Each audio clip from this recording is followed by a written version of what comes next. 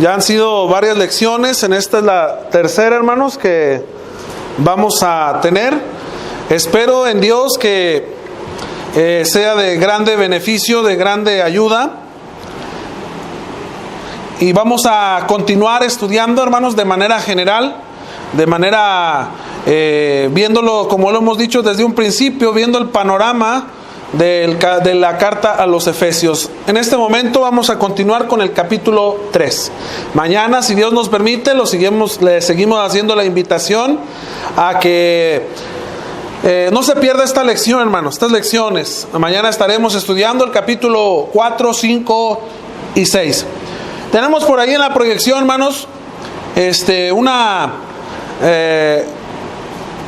una de las ruinas también encontradas en la ciudad de Éfeso. Por ahí está, usted la alcanza a ver, la alcanza a percibir, de aquellos lugares de la ciudad de Éfeso que hasta en la actualidad, quienes han tenido el grande privilegio, hermanos, de estar en estas bellas ciudades, pues tienen más abierto el panorama, hermanos, para poder entender las circunstancias históricas, geográficas, acerca de dónde anduvo el apóstol Pablo y todo lo que la iglesia hizo en aquellos lugares. Muy bien, continuamos con el capítulo 3. Capítulo 3, vamos a ver, hermanos, el bosquejo. El capítulo 3 lo podemos dividir en tres partes, tres cosas, hermanos, del capítulo 3. Primero, vamos a ver en ello el ministerio de Pablo. Segundo, vamos a ver la predicación de Pablo. Y número 3, la oración de Pablo. Esto es de manera rápida en cómo podemos ver o dividir el capítulo 3, hermanos, de la epístola a los Efesios. Primero, vamos a ver entonces del versículo 1 al 7 el ministerio del apóstol Pablo. En la ciudad de Éfeso, hermanos, comienza a haber un conflicto. Comienza a haber, hermanos, por ahí murmuraciones. Las murmuraciones, hermanos, son pecado, todos sabemos eso. Comienzan por ahí, hermanos, a oír de ciertas personalidades, ¿verdad? Como hoy, hermanos, que he oído, pero no corroboramos, ¿verdad?, las cosas. El problema que tenía la ciudad, hermanos, era que los hermanos, o no la ciudad, más bien los hermanos, era que estaban escuchando lo mismo que escucharon los hermanos de Galacia. Ciertamente, como que había duda de que si era o no era apóstol Pablo. Hermanos, en verdad que a nosotros nos causa tanto dolor el decir, ¿cómo tener duda de Pablo? Pues si él fue el que los adoctrinó, ¿verdad? Pero bueno, es por eso que Pablo, hermanos, en esta parte va a comenzar a hablar un poquito acerca de lo que él hace y de cuál es su labor. Como hoy también la gente piensa que los predicadores no hacen nada, hermanos. Le preguntaron a mi niño cuando estaba chiquito. Yo tengo 2 varones y 2 mujercitas. El mayor tiene 15 años y al mayor le preguntaron cuando estaba pequeño, oye, ¿y tu papá a qué se dedica? No, es predicador. O sea, no hace nada. Le dijeron, ¿verdad?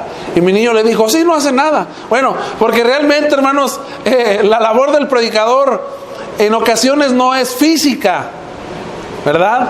Es mental. Para preparar una lección, ¿verdad?, bien preparada, pues no es, o al menos que a la membresía le gusten las maruchas, ¿verdad? Una sopa instantánea, pues no. Entonces, realmente a veces se piensa que el predicador, hermanos, no hace nada. Es que el hermano, no, yo quisiera ser como el hermano predicador y luego más, si me dan un salario, no, olvídate, ¿verdad? Yo quisiera ser como él. Si supieran que la carga del predicador es mucha, hermanos. Es lo que Pablo aquí en esta parte de la escritura nos va a enseñar. ¿Qué es lo que hace un apóstol, lo que hacía un apóstol? En primer lugar, vemos ahí, hermanos, su ministerio. Ese ministerio fue encomendado especialmente a la predicación a los gentiles. Y mire qué difícil, hermano. Qué difícil, porque Saulo era exageradamente celoso de la ley. Cuando usted estudia la epístola a los Corintios, otra vez le hago la invitación, hermanos, a que nosotros en YouTube subimos cada semana videos de el estudio que tenemos ahorita en la congregación de la epístola a los Corintios, verso a verso. Ahí usted lo encuentra como Sergio Cervantes Díaz en el YouTube, y ahí están los videos. Hay un momento, hermanos, en el que el apóstol Pablo, ¿verdad?, dice, él es aventajando a sus contemporáneos, hebreo de hebreos, fariseo de fariseos, o sea, la persona más excelentísima y preparada, podríamos decirlo, académicamente hablando, en aquel entonces. Reconocido en las mejores universidades, hermanos, de Israel. ¿Qué más podríamos decir de él, hermanos? Muchas cosas. Pero fue difícil para él, porque de antemano estaba acostumbrado a vivir, hermanos, entre pura gente importante, entre pura gente judaica, entre los grandes rabinos, hermanos, de aquel tiempo. Y ahora su labor, su trabajo era encomendado a estar en gente que no conocía la ley. Porque el Señor le mandó, hermanos. El Señor le dijo, ve. Aquí en Ananías, en el capítulo 9, verso 15, leemos esto, hermanos. El Señor le dijo a Ananías, ve, porque instrumento escogido me es este para llevar mi nombre en presencia, número 1, los gentiles, hermano. Número 2, de los reyes. Número 3, de los judíos. El labor de Pablo, hermanos, todavía era más difícil que la labor que tenían sus otros colaboradores, ¿verdad? O también los apóstoles. Porque ciertamente el ministerio que llevaba a cabo Juan, Pedro y todos los demás, hermanos, era un poco menor a la labor que el apóstol Pablo iba a hacer. Hay lugares, hermanos, en las que gente, hermanos en Cristo, les ha predicado a gobernadores. El hermano Juan Martín Flores, de la ciudad de Guadalajara, hermanos, de Tlajomulco de Zúñiga, tuvo la oportunidad de poder dialogar con el que ahora es nuestro presidente de México. ¿Y de qué dialogó, hermanos? ¿De leyes? ¿Le preguntó acaso de algunas cosas del gobierno? No. Le llevó una Biblia, hermanos, y le predicó el evangelio en un momento que el hombre se permitió recibirla.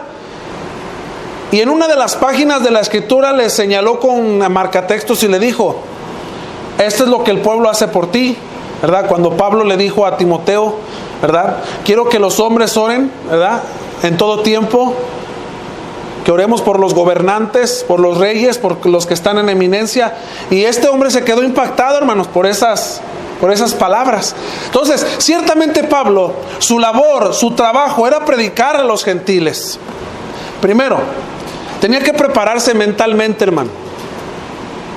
¿Cómo llegar a esas personas? Hermanos, aunque gentiles y judíos hablaban el mismo idioma, era una cultura diferente. Cuando usted va al sur, los del sur, hermanos, tienen culturas diferentes a los de nosotros de acá del norte. Hace algunos años fui a la ciudad de Ocosingo, allá en Chiapas, y los hermanos se reunían todo el día, hermanos, el domingo desde las 7 de la mañana, aunque usted no lo crea ni lo vea, y se iban hasta las 12 del mediodía, hermanos. O sea, hasta el 12, perdón, del siguiente día. Imagínense, desde las 7 de la mañana hasta casi el siguiente día en la madrugada, y no vivían a la vuelta, venían de muy lejos. Yo le decía al predicador de ayer, hermano, ya estoy cansado, los hermanos no se van, ¿o qué? No, hermano, es que aquí estamos acostumbrados al domingo quedarnos todo el día, porque el domingo es día del Señor. Le digo al hermano, no, yo en el norte no les puedo decir eso a los hermanos porque me dejan predicando solo, hermanos, ¿verdad? Entonces, Pablo tenía que adaptarse a la cultura de los gentiles, no en el sentido de hacer como los gentiles. Por eso en la carta a los Corintios, hermanos, dice, yo me hago como si fuera gentil para ganar a esos gentiles. Yo me hago como si fuera rey para ganar a los reyes, hermano. O sea que de antemano él tenía la labor de preparación, lenguaje, hermanos. No iba a hablar igual con los gentiles, con las mismas palabras, que con los reyes. No iba a tratar igual a los gentiles que a los reyes, hermano. No iba a poder hablar abiertamente con los judíos, porque los judíos lo señalaban hasta el día de hoy, hermanos, como el más grande de los apóstatas. ¿Era fácil su labor? No. ¿Es fácil la labor del pregonero, hermanos? No, porque se tiene que preparar de igual manera como Pablo se preparó. Y este es un gran ejemplo para todos. ¿Por qué, hermanos? Porque el apóstol Pablo nunca, a pesar de ser inspirado por Dios, hermanos, nunca dejó de estudiar las Sagradas Escrituras. Nunca dejó de retroalimentarse. Por ahí se cree que el apóstol Pablo, hermanos, uno de sus problemas que tenía de salud era la ceguera. Se cree que se estaba quedando ciego, hermanos. ¿Verdad? ¿Por qué se cree? Por lo que está escrito en la epístola a los Gálatas, ¿verdad? Que les dice, bueno, oigan, yo estuve con ustedes ahí y no fue gravoso, ¿verdad? El momento en el que ustedes me tuvieron ahí, que hasta quisieron sacarse sus ojos para dármelos, y ahora que les digo la verdad sí es gravoso. Por eso podemos sacar conclusiones de que probablemente sí era su problema, ¿verdad? El estar un poco enfermo de la vista. Pero ¿sabe por qué? Podemos también deducir de que Pablo estaba enfermo de la vista, hermano. La persona que estudia tanto, hay un hermano allá en Monterrey, da clases en el TEC de Monterrey, hermanos. El hermano tiene doctorado y maestría es físico matemático, y decía, el hermano tiene problemas de su vista. Hace poquito lo vimos y decía, hermano, es que realmente los que estudiamos, número uno, nos hacemos locos, y otra, nos quedamos ciegos. Usted le estaba hablando de lo secular. Entonces, Pablo, hermanos, le dice a Timoteo, oye, cuando vengas, si usted ha leído las cartas, ¿verdad? Le dice, te encargo dos cosas. Te encargo el capote y los rollos. Lo que da a entender, hermanos, que el apóstol Pablo siempre en cada momento estuvo en preparación. Uno de los graves problemas que tiene la iglesia hoy es los ministros, hermanos, internet. ¿Cómo? Que descargan el bosquejo, que descargan la clase de internet y así la reparten a la iglesia. Y yo le llamo a eso, hermanos, una predicación maruchan, ¿verdad? ¿Por qué? Porque es instantánea, es al momento. Y eso, hermanos, no nutre. Así como la sopa instantánea no nutre, pues tampoco un sermón de esa magnitud no nutre.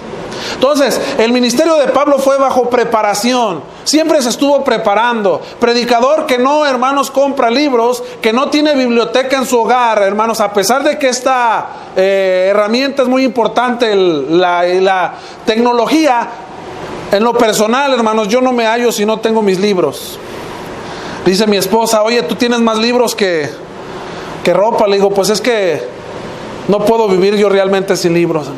Y probablemente también por eso tenga problemas en mi vista. Pero gloria a Dios que desgastemos, hermanos, nuestra vida, nuestra vista, nuestros oídos, nuestra cabeza, nuestros pies, hermanos. ¿Para qué? Para hacer la obra de nuestro Dios. ¿O no es así, hermanos? Entonces, el ministerio de Pablo, hermanos, fue encomendado en la tercera dispensación bíblica. O sea, en la era cristiana. En Efesios capítulo 3, verso 2, note lo que dice. Así es que habéis oído de la administración. Una palabra muy importante, hermanos. Si es que habéis oído de la administración de la gracia de Dios que me fue dada para con vosotros, dice el apóstol Pablo, hermanos. Entonces, la palabra administración proviene del término griego, hermanos, oikonomía, la cual significa comisión o dispensación. Qué importante es, hermano, por la palabra dispensación.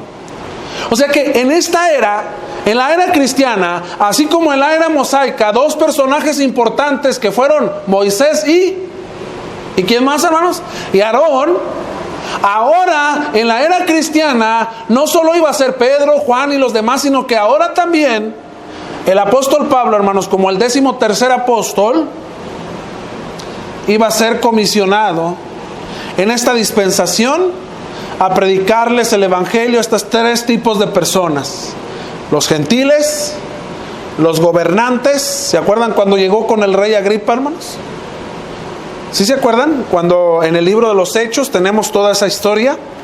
Bueno, entonces, el ministerio de Pablo, hermanos, estaba basado en el ministerio revelado. Nosotros, nuestro ministerio de los predicadores actuales está de antemano basado, hermanos, en el Evangelio, en las buenas nuevas de salvación, o sea, en la muerte, sepultura y resurrección de nuestro Señor Jesucristo. Y el ministerio de Pablo estaba basado, hermanos, en el ministerio de revelar, de hacer que la gente que no conocía eso, al igual también que nosotros, hacerles ver, descubrir estas cosas, hermanos, que para muchos son nuevas. En Efesios capítulo 3, verso 3 dice que por revelación me fue declarado el ministerio, como antes lo he escrito brevemente. Note, hermano, que aunque fue por revelación, aún así el apóstol Pablo seguía estudiando, seguía indagando, seguía retroalimentándose, hermano. ¿Qué predicador hay hoy en día, hermanos, que reciba revelación? No hay. Hermanos, voy a cambiar el tema porque acabo de recibir revelación del cielo. No hay. Ha pasado, hermanos, de repente que pues no llega el predicador, ¿verdad? Ha pasado en campañas donde si el hermano viene de muy lejos, el avión no llegó a tiempo, qué sé yo, y ahora ¿a quién ponemos? Hermano, pues de allá en Brownsville dice un hermano, pues aviéntate un choche. ¿Qué es un choche? Pues aviéntate ahí lo que traigas, ¿verdad? Que te dé revelación Dios. No es revelación ya de Dios, hermano, porque todo está descubierto ya. Entonces, el ministerio de Pablo, hermanos, si era de antemano basado en ese ministerio, dice ahí en Efesios 3:3, por esa revelación me fue declarado el ministerio. Qué importante es esto, hermanos. Ahora, ¿cuál es ese misterio? ¿Cuál es ese misterio, hermanos? Otra vez, al igual que hace momento, en el capítulo 2, hermanos, hay gente que sigue creyendo en cosas místicas. La palabra misterio, hermanos, viene del término griego musterión, la cual significa algo antes oculto. Hace rato la mencionábamos y ahora ya conocido. Entonces, el apóstol Pablo así basó su ministerio. Así que este ministerio, hermanos, revelado, era la entrada de los gentiles al reino de Cristo. Ese era un misterio. Era algo oculto. Era algo, hermanos, que los judíos no podían de antemano, aún todavía hasta el día de hoy, poder entender. ¿Cómo es eso? Hasta se rascaban la cabeza y decir, oye, ¿cómo es eso posible? Bueno, porque era algo oculto. Que los gentiles iban a entrar, iban a ser parte, hermanos, del reino de Cristo, o sea, del reino de Dios. Iban a ser pueblo. Y eso le tocó enseñarlo a Pablo, porque los gentiles no lo sabían. Entonces Pablo tuvo la labor, hermanos, de ir a predicarles este misterio, revelarles. Note lo que dice Efesios capítulo 3, versículo 6 y 7. Que los gentiles son coherederos. Que no lo escuchen los judíos, hermanos, ortodoxos el día de hoy. ¿Qué dijiste? Que los gentiles son coherederos y miembros del mismo cuerpo. Y copartícipes, eso fue lo que Pablo les fue a predicar. Y son copartícipes de las promesas en Cristo Jesús, por medio del Evangelio, del cual yo fui hecho ministro por el don de la gracia de Dios, que me ha sido dado, según la operación de su poder, hermanos. Ahí está la manera en la que de antemano Pablo debería, hermanos, de ir a predicarles el evangelio y lo que les iba a enseñar. Los judíos, hermanos, número uno, ellos pensaban que eran el único pueblo, que ellos serían los de siempre hasta hoy, hermano. Hasta hoy la gente piensa que Israel, hermanos, es el pueblo elegido por Dios. Cuando tú y yo hoy sabemos, hermanos, que el Israel espiritual somos nosotros. Pablo le enseñaría a los gentiles que ahora, hermanos, no iban a ser ellos solamente los judíos los herederos, sino que también, hermanos, los gentiles serían coherederos y serían miembros del mismo cuerpo al que habían entrado los judíos. E iban a participar de las promesas que Cristo les había dicho. Ahora, hubo gentiles, hermanos, que habían oído de antemano a Cristo y las palabras de Cristo. Con ellos se corroboró por completo y absoluto lo que Cristo había dicho. Pablo vino a corroborarlo delante de muchos gentiles y de muchos gobernadores. Ahora, había muchos gobernadores, o la mayoría, o casi todos, hermanos, eran hombres que no eran del pueblo de Dios. Como número 2, a nuestro bosquejo, hermanos. ¿Cuál fue la predicación de Pablo? La predicación de Pablo, hermanos, en el capítulo 3 la encontramos del verso 8 al verso 13. Primero, ¿cuál fue su anuncio? ¿Qué fue lo que anunció, hermanos? El Evangelio. Y aquí nos cabe preguntarnos, ¿qué es el Evangelio? Usted sale a preguntarle a la gente, hermanos, y la gente no sabe. Usted sale a preguntarle a los mismos hermanos en Cristo, hermanos, ¿sabe qué? Hay cristianos que no saben qué es el Evangelio. No, hermano, pues el Evangelio son las buenas nuevas de salvación, hermano. Pero realmente, ¿qué es el Evangelio? La primera carta a los Corintios, capítulo 15, hermanos, nos enseña Pablo que el Evangelio es la muerte, la sepultura y la resurrección. Entonces, nuestra predicación, ¿cuál es el tema central? ¿Cuál es la atracción para la gente? Porque ciertamente somos pescadores de hombres, hermanos, ¿sí o no? Y como pescadores de hombres, tenemos que tener, hermanos, algo con que atraer al pescado, ¿o no?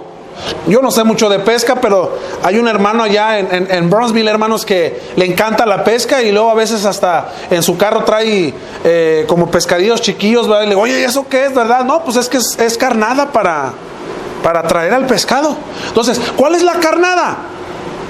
El Evangelio.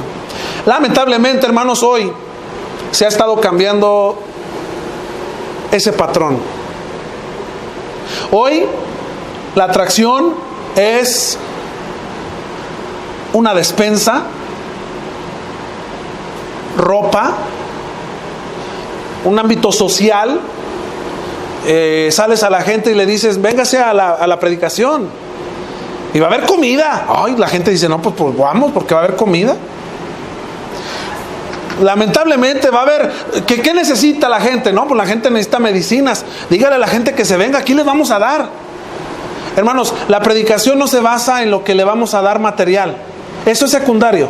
Nosotros tenemos la labor de ayudar a la gente necesitada, claro que sí, ¿o no? Pero la gente tiene una mayor necesidad, hermanos, una mayor enfermedad. No es el cáncer, no es, hermanos, problemas de pulmones, no es la artritis, tampoco, hermanos, es el problema cardíaco. El problema mayor de la gente es el pecado. Y la predicación de nosotros debe de estar basada siempre en el Evangelio. No en, si tú vienes a la iglesia, fíjese, hermano, lo que decimos, si tú vienes a la iglesia, te voy a dar una despensita.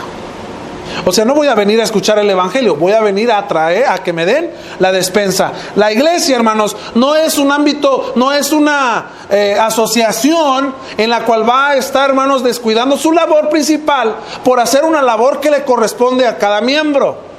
Acuérdese que dice la Escritura, hacer bien a todos, ¿verdad?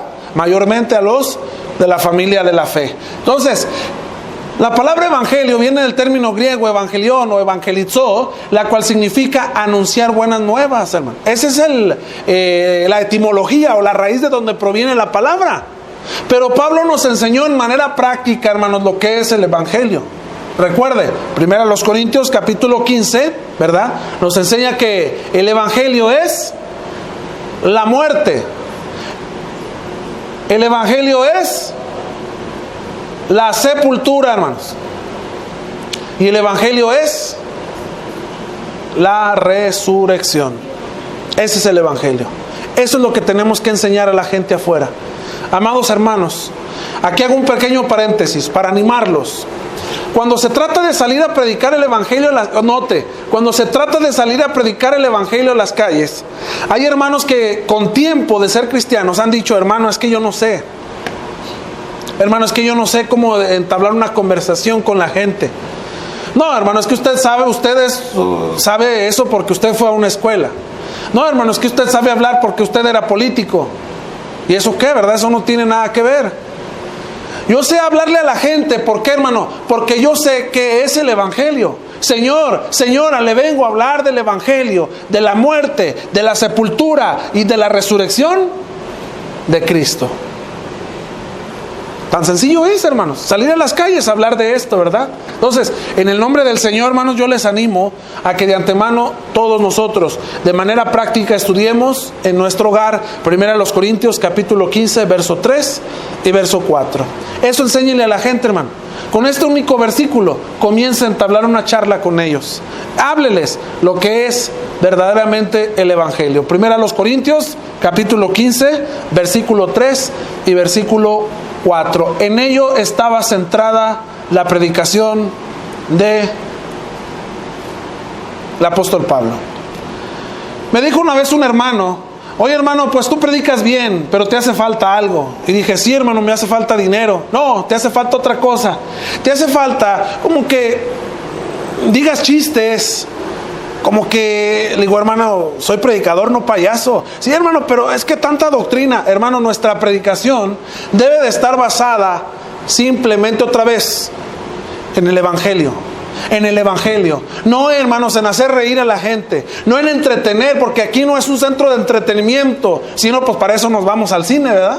A entretenernos por allá, o al circo. Aquí no es un centro de entretenimiento. Aquí es una escuela de predicación, hermano. La congregación local. Entonces, Pablo, hermano, ciertamente predicó, anunció. ¿Qué predicó? ¿Qué anunció? Ya dijimos, el Evangelio. Pero también, hermanos, predicó, enseñó la multiforme sabiduría ¿de quién? De Dios. ¿Cuál es el objetivo de la iglesia? ¿Para qué Dios la formó, hermanos? ¿Cuál es el objetivo de la iglesia? ¿Para qué Dios la formó? Note, ya van dos cosas que hemos dicho. La predicación de Pablo o el ministerio estaban basadas en el Evangelio. Pablo estaba predicando y enseñando la multiforme sabiduría de Dios. Y en ello nos preguntamos esto: ¿cuál es el objetivo entonces hoy de la iglesia, hermanos? ¿Para qué Dios la formó? Mire, ahí tenemos una imagen. La iglesia está formada, hermanos, para que las personas suban, para que las personas vayan. ¿A dónde? Al cielo. Pablo les enseñaba la sabiduría, hermanos, polifacética. Cuando digo polifacética, quiere decir que la sabiduría de Dios, hermanos, tiene muchos polos, tiene muchas partes. La multisabiduría de Dios es infinita. No hay predicador alguno que diga: hermano, yo ya me sé toda la sabiduría de Dios. Jamás. Aún ni el hombre más sabio del mundo, que fue Salomón, se atrevió a decir dichas palabras. Entonces, Pablo, hermanos, les enseñaba la sabiduría polifacética de Dios. Les mostraba con su vida, note, les mostraba con su vida el cómo hace Dios para tomar a un humano pecador, a un humano corrupto, rebelde y obstinado, y perdonarle todos los pecados completamente, sin comprometer la integridad, hermanos, de la santidad de nuestro Dios. Él de antemano nos tomó a nosotros, hermano. Esa es la manera más poderosa en cómo podemos predicar a la gente el Evangelio, hermanos, con nuestra manera de ser. Que si antes en tu hogar tus vecinos te oían maldecir, ahora te escuchen o nos escuchen bendecir. Pablo demostró, hermanos, cómo nos transformó o cómo nos transforma en una comunión que ahora Dios ama. Odia el pecado, hermanos, pero recibe al pecador porque lo limpia, lo purifica, independientemente del pasado que se tenga, hermanos, independientemente de eso. ¿Usted cree, amado hermano, en esta tarde que Dios tiene poder para perdonar a un homosexual? ¿Que Dios tiene poder para perdonar a una prostituta, hermanos? ¿Que Dios tiene poder para perdonar a un político ratero, hermanos, de esos de los que se han robado todos? Por no decir el exgobernador de Chihuahua, ¿verdad? ¿Sí lo creen? Claro, pues nos perdonó a nosotros, hermanos. Perdonó a Pablo, siendo un perseguidor de la iglesia. Dios lo perdonó. A pesar de haber asesinado a muchos creyentes, Dios lo perdonó a él. Entonces, amados hermanos, no perdamos el objetivo de la iglesia. El objetivo de la iglesia no es entretener. El objetivo de la iglesia, hermanos, es no traer shows, no traer, hermanos, circo, maroma y teatro. No, hermanos, es que hay que ponerlo porque si no, los hermanos se van. Vamos a estar los que debemos estar. Porque muchos son los llamados. ¿Pero qué, hermanos? Pocos los elegidos. Una vez me dijo una persona: oiga, hermano, ¿en verdad usted cree que son la iglesia de Cristo, la iglesia verdadera? Le digo, no nomás creo, lo confirmo con la palabra de Dios. ¿Pero por qué? Pues mire, cuando se inician las obras, hermanos, regularmente las iniciamos en casas, ¿verdad que sí? La casa de alguien, de un hermano, del predicador, o qué sé yo. Me dice, pues es que mire, se reúnen en una casilla y se reúnen 5. Bueno, le digo, mire, se me hace que usted no conoce la palabra, porque dice la Escritura que donde estén 2 o 3 congregados en el nombre del Señor, ahí estará Él. Ahora, le he dicho a esa persona, porque luego te presumen, no, mire, la iglesia a la que yo voy somos 3,000.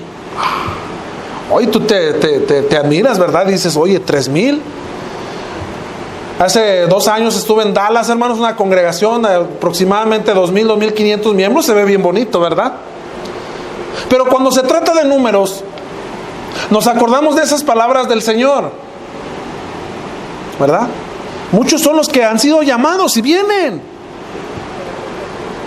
pero pocos van a ser los elegidos. O sea que la iglesia del Señor, hermanos, no se basa en números. Aquí no existe la numerología. Y a veces hacemos competencias de, no, pues es que acá somos 80, qué poquitos, acá somos 300. No nos basamos, la iglesia del Señor no se basa en números. ¿Por qué, hermanos? Porque la persona que verdaderamente va a recibir la palabra pura y santa, aunque duela, porque dicen los dichos, que los dichos no por eso se hicieron, hermanos, por ahí, ¿verdad? Que la verdad no peca, pero como incomoda, hermanos. La palabra de Dios, Hebreos 4:13 dice, hermanos, la palabra de Dios es viva y eficaz, más, no es cortante, es más cortante que toda espada de 2 filos. Penetra hasta lo más profundo, hermanos. Yo no sé si a usted le ha pasado, pero de repente viene a la lección, viene con un ánimo decaído, viene adolorido, no en el sentido físico, sino en el sentido espiritual. Y de repente el predicador empieza, ¿verdad?, a hablar. Y tú dices, oye, pues ¿quién le dijo al predicador que yo vengo así? ¿Quién le dijo? A ver, hermanos, ¿quién le dijo? ¿Quién anda de chismoso? No fue el hermano.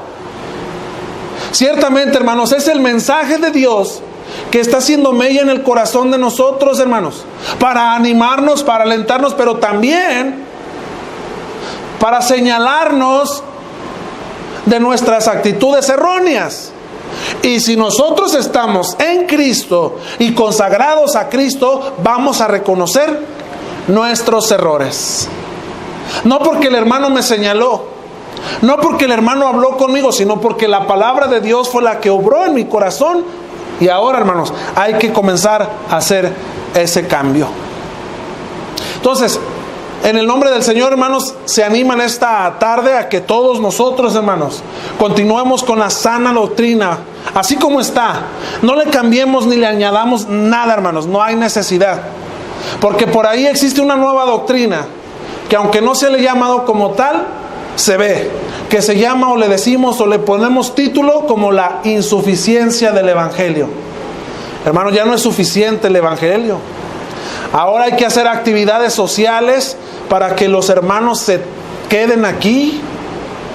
Ahora, hermano, predícale 5 minutos y ahora, pues no sé, a ver qué les haces para que no se vayan. Ya no les prediques tanto, hermano. Ahora, hermanos, este tipo de actividades como las que ustedes han organizado, ¿verdad?, se están extinguiendo. Están acabándose, hermano, porque los hermanos tienen muchas ocupaciones. La sociedad, hermanos, en lugar de que nosotros ganemos a la sociedad nos está ganando a nosotros. Entonces, hermanos, hay que mantenernos en la predicación pura, santa. ¿Que te puedes divertir? Sí, hazlo. Llévate a los jóvenes allá afuera a jugar fútbol. Pero recuerda, hermanos, el primer mandamiento de Dios fue Cuando Moisés, hermanos, desciende, porque Moisés no solo descendió una vez, hermano. Moisés descendió varias veces del monte Sinaí. Porque la primera vez que descendió, ¿qué encontró? Idolatría. Cuando Moisés desciende, en Deuteronomio capítulo 6, encontramos lo que los judíos conocen como el Shema, ¿verdad? Donde Moisés le dice al pueblo: oye Israel, Jehová nuestro Dios, Jehová uno es. Shema Adonai Echad, le dice Moisés, hermanos. La palabra Shema, oír, nosotros nos dicen, oye, allá en Nuevo León es muy usada la palabra huerco, hermanos, ¿verdad? Le dice al niño, oye huerco, ven. Para nosotros es simplemente información que entra y ya. Para los hebreos no, hermanos, la palabra Shema significaba usted necesita oír lo que se va a decir, obedecer a lo que se va a decir y callar a lo que se va a decir. Entonces, Moisés le dice, hermanos, oye Israel, al pueblo de Dios, Jehová nuestro Dios, Jehová uno es. Amarás al Señor tu Dios, número 1, con todo tu corazón. Número 2, con toda tu alma y con todas tus fuerzas. Hermanos, esto es lo que tenemos que hacer. No metamos la socialidad dentro, hermanos, de la iglesia. Eso déjelo para después, ¿verdad? Vamos a ganar almas con el evangelio, no con las despensas ni con la ropa, hermanos. Con nada de esto. Hermanos, pues ahora nos vamos a ir a predicar a la playa. Vénganse todos a la playa. No, hombre, pues van a venir hasta los que ni se reúnen, hermano. Vamos a predicar el evangelio en toda su pureza. ¿Le guste? A quien le guste. En el libro de los Hechos está plasmado, hermanos, esas grandes palabras que dice: prediquemos todo el consejo de Dios. Todo, hermanos. Si hay personas que les duele lo que se dice, es Dios el que los está señalando. Esto es lo que anunció Pablo, hermanos. Esto es lo que Pablo predicaba. Ahora, número 3. Del versículo 14 al versículo 21, encontramos la oración de Pablo, hermanos. Ya van 2 veces que el apóstol Pablo está orando, hermanos, por la iglesia. La primera vez la encontramos en el capítulo 1. Y ahora Pablo, hermanos, vuelve a orar por los hermanos. ¿Cuál es el deseo de Pablo? Él deseaba, hermanos, de antemano, que los hermanos de la ciudad de Éfeso fueran llenos de la gloria del Padre. ¿Acaso no estaban llenos de esa gloria de Dios? ¿Por qué Pablo está pidiendo al Padre que los llenase de su gloria? Porque ciertamente, hermanos, las distracciones hacen que la gloria de Dios no alumbre al individuo. Al principio, en la introducción, dije, hermanos, de la carta a los Efesios, que era una ciudad muy grande, muy rica. Lo tenía todo. ¿Qué pasa con las grandes ciudades, hermanos? Hay todo. Hay trabajo, hay muchas distracciones. Hermano, pues es que hoy es domingo y quiero ir al cine. Hay muchas cosas por las cuales tenemos que trabajar, porque queremos tener internet en la casa, queremos tener televisión satelital y todo, hermanos, a la mano. También se encontraban cosas, hermanos, a su tiempo en la ciudad de Éfeso. Entonces, Pablo ora por ellos, hermanos, para que Dios los llenara de su gloria y ellos fueran fortalecidos con ese poder. Fortalecer a ese hombre interior, o sea, lo espiritual. El hombre interior, hermanos, es el espíritu que fue añadido a nosotros, a nuestro ser, cuando nosotros fuimos bautizados. Por eso la palabra dice que aunque el hombre exterior se esté desgastando, hermanos, o sea, se esté envejeciendo, el hombre interior rejuvenece. ¿Cuándo? ¿Cuándo rejuvenece? Exactamente, hermanos. Y todos los días es renovado. Por eso, hermanos, en toda la palabra de Dios encontramos que cuando la persona es bautizada y le decimos, ¿verdad? Aunque esté en edad avanzada, le decimos es nuestro nuevo hermano, porque la palabra de Dios dice que es un recién nacido, hermanos. Un recién nacido. Eso pedía de antemano el apóstol Pablo en su oración, que Dios fortaleciera sus espíritus, hermanos, porque realmente las ocupaciones, las preocupaciones diarias habían hecho que muchos hermanos se enfriaran. Lo segundo que de antemano el apóstol Pablo pide, hermanos, en su oración es que Cristo habitara verdaderamente en sus corazones. ¿Qué significa esto de habitar? Note lo que está en la proyección, hermano. El corazón, para nosotros, hermanos, aún en la ciencia, no acaban a entender el pensamiento judío. Porque el corazón es la parte central del hombre, hermanos, que siente. Eso es lo que dicen los judíos. Los judíos dicen, nosotros no, ¿verdad? Nosotros pensamos que los pensamientos están aquí, en el cerebro, hermanos. Los judíos dicen que no, que los sentimientos, los pensamientos, hermanos, y todas las emociones provienen del corazón.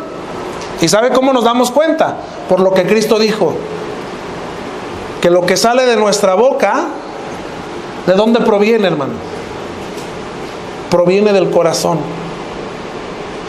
Lo que sale de la boca, hay cristianos que todavía a veces siguen diciendo cosas raras, hermano, ¿verdad? No sé si a alguien le ha tocado, pero vas al hogar de ellos y de repente avientan una palabra malsonante y, ay, hermano, es que se me salió. No se salió, es lo que todavía está en tu corazón. Entonces, Pablo estaba pidiéndole al Padre, hermanos, que verdaderamente toda esa suciedad fuera cambiada por Cristo, hermanos, en sus corazones. Entonces, el corazón es la parte central del hombre, hermanos, que siente, que piensa y que dispone y que corresponde al hombre interior. Así como el Espíritu habita en el hombre interior del cristiano, Cristo también mora en el corazón de los cristianos, hermanos. O sea, tener a uno es tener al otro. Los dos están ahí. ¿Cómo que los dos? El Espíritu Santo y también a su vez Cristo está morando en nosotros, hermano. Es por eso que nuestros pensamientos, nuestras intenciones, nuestra disposición, cuando no están bien cimentados y fortalecidos en Cristo, por eso decimos, hoy hay reunión. No, pero está empezando a llover. Pues la excusa perfecta, hermanos, ¿verdad? Cuando mi disposición es, hermanos, que Dios habita en mi corazón, que Cristo está en mí, llueva o truene, así como me levanto para ir a trabajar, voy a estar reunido para alabar y glorificar a mi Dios. Tercera petición, hermanos, que pide el apóstol Pablo en su oración. Él pide, hermanos, por los hermanos de Éfeso, que estuvieran arraigados y cimentados en amor. Hermanos, los hermanos de Éfeso eran tremendos. Se peleaban. ¿Se pelearán los hermanos aquí en la junta, hermano? Digo, no quiero que se peleen ahorita, ¿verdad? La palabra arraigados viene del término griego, hermanos, pizzo, la cual significa echar raíz. Como las palmeras, dicen los que saben, porque yo estoy como Sócrates, hermano, yo solamente sé que no sé nada, ¿verdad? Que las palmeras, por eso los huracanes es muy difícil que las arranquen cuando ya son grandes, porque esas avientan raíz muy profundo. Entonces, por eso Pablo pide, hermanos, que los hermanos de Éfeso, ellos fueran arraigados. O sea, que sus raíces fueran bien profundas en la palabra de Dios, hermanos. Y fueran cimentados. La palabra cimentado viene del término griego, hermanos, temeleio, la cual significa establecer firmemente. ¿En qué? No, hermano, es que aquí mis chicharrones truenan y yo voy a hacer yo. No. Mira, ahí tenemos una imagen. Eso es ser arraigado. Raíces por todas partes para que no sea tan fácil, hermanos, ¿de qué? De tumbar. Cimentado. Los que saben de construcción entenderán qué es esto, hermano. Cimentado. ¿Cuánto tienen que escarbar, hermanos, para poder hacer un edificio de 50 pisos? ¿Qué le tienen que meter? Concreto, varilla, qué sé yo, ¿verdad? Para poder edificar, para poder construir. Bueno, entonces Pablo dice, le pide al Padre en esa oración, que los hermanos echaran esa gran raíz y estuvieran firmemente en ese amor. Porque cuando viene un pleito, hermanos, alguien quiere ganar el pleito, ¿verdad? Está como cuando en el boxeo alguien tiene que ganar. Y yo te doy una, y yo te doy otra, y yo una más fuerte, me la vas a pagar, ¿verdad? Porque aquí estamos como en la casa del jabonero, hermano. El que no cae, resbala. No, me la hiciste, me la pagas, porque ahí viene la ley del talión, ¿verdad? Porque ahí viene, no, el que la hace la paga.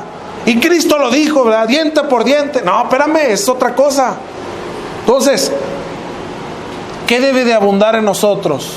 Cuando tenemos esto, hermanos, que está aquí, viene esto. El amor.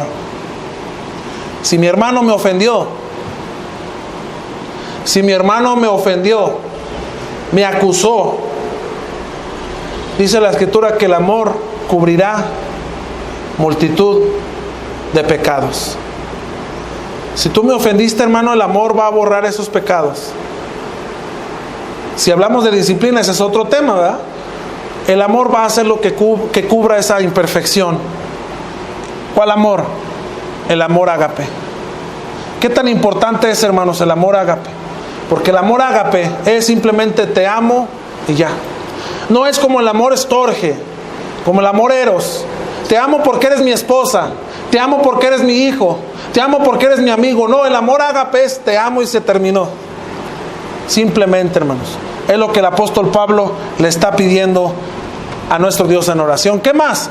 Pablo oraba, hermanos, para que los hermanos de Éfeso tuvieran la capacidad de comprender. Y ojalá que cada uno de nosotros, hermanos, oremos los unos por los otros para que tengamos esa capacidad elemental para poder entender. ¿Entender qué? La anchura, la cual de antemano significa la amplitud, hermanos. La amplitud. ¿Qué más? La longitud. O sea, lo largo, hermanos. La profundidad. O sea, la elevación o altitud. Asimismo, la altura, la cual significa profundidad, lo profundo. Aquí está, en el término griego está al revés, hermano. Cuando usted ve altura, pues se imagina lo alto. No, aquí en los términos griegos son al revés. Cuando se pronuncia la palabra altura en el término griego, batsos, significa lo profundo, ¿verdad? Lo profundo del mar, la altura del mar, pero el mar está oculto, lo más adentro, para que tengamos esa capacidad, hermanos, no de una lección, entenderla por encima nada más, sino que los hermanos de Éfeso tuvieran la capacidad de comprender, hermanos, la magnitud en cómo está el Evangelio y su plenitud, cómo es de amplio, cómo es de largo, cómo es de alto, cómo es de profundo, hermanos, el Evangelio y la misericordia y el amor de nuestro Dios. Pero ¿sabe qué más, hermano? Ante todo, Pablo desea que los hermanos de Éfeso comprendan el amor de Cristo, el cual excede todos los conocimientos. ¿No es así, hermanos?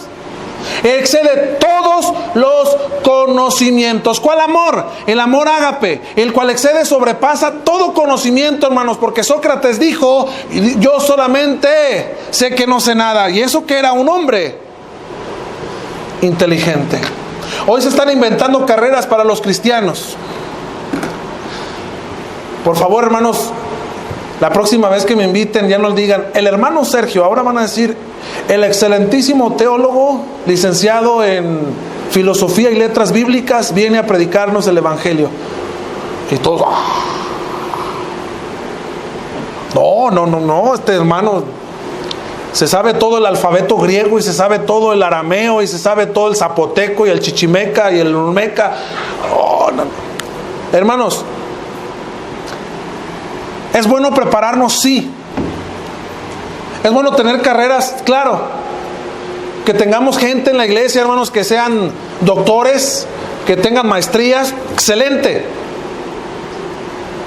Pero hay personas preparadas, hermanos, que no tienen amor. Y si tú tienes amor, simplemente te presentas como una persona como tú y como yo. Dijo otro hermano también: hermano, a mí cuando me invites, preséntame como lo que soy. Ah, pues eres un cristiano. No, yo soy licenciado. El hermano licenciado viene a predicarnos la palabra de Dios. Entonces, ¿existían hermanos de esta índole en Éfeso? Sí. Hermanos que pensaban, hermano, que eran más grandes. Fíjese qué error tan grande. Más grandes que Cristo. Entonces, Pablo, hermanos, termina su oración pidiéndole al Padre para que hiciera comprender a los hermanos cuál es la magnitud del amor de Cristo, el cual excede todos los títulos, hermano. Títulos de teólogos, títulos de doctor, títulos de maestrías, de doctorados, de filosofías y todas las IAs, hermanos. Y lo he puesto ahí. El amor ágape, el cual excede, sobrepasa todo conocimiento. Y que podamos copiar, hermanos, a este personaje llamado Sócrates. Y que aunque tú tengas doctorado, hermano, maestría y lo que quieras, podamos simplemente decir: yo solamente sé que no sé nada. Siervos inútiles somos, hermanos, porque lo que deberíamos de haber hecho, hicimos. Y me dijo una vez un hermano, pero ¿por qué dice inútil? Si Paquita, la del barrio, lo usa para insultar a los hombres. ¿Me estás oyendo, inútil? Eso no es un insulto, hermano, la palabra inútil. ¿Te gustaría que te dijeran inútil, hermano? En el término español a mí no. En el término griego sí, hermano. Porque cuando se dijo esas palabras, siervos inútiles somos, simplemente, hermanos, en el término griego lo que significa es: hicimos lo que tuvimos que hacer sin desgastarnos más, sin dar de más, sin dar de menos, simplemente dar lo que teníamos que dar. Por eso dice la Escritura: y siervos inútiles somos, porque lo que tenemos que hacer lo hicimos. Ni hicimos de más, o sea, no fuimos barberos, ni tampoco hicimos de menos. Hicimos lo que se nos encomendó y hasta ahí. Amados hermanos, pues aquí terminamos la lección número 3. Agradecemos a Dios, hermanos, por esta oportunidad. Y no es todo. Falta todavía, si Dios nos permite, el día de mañana, hermanos, poder concluir la epístola a los Efesios. Mañana la concluimos. No se la pierda, hermanos, para que usted pueda captar todo el mensaje completo y pueda tener precisamente un panorama general de la epístola. Mañana los esperamos aquí en este lugar, hermanos, para continuar con el capítulo número 4, ¿verdad? Y asimismo el 5, y terminar con el capítulo número 6. Gracias, hermanos, por su atención, y que Dios les bendiga.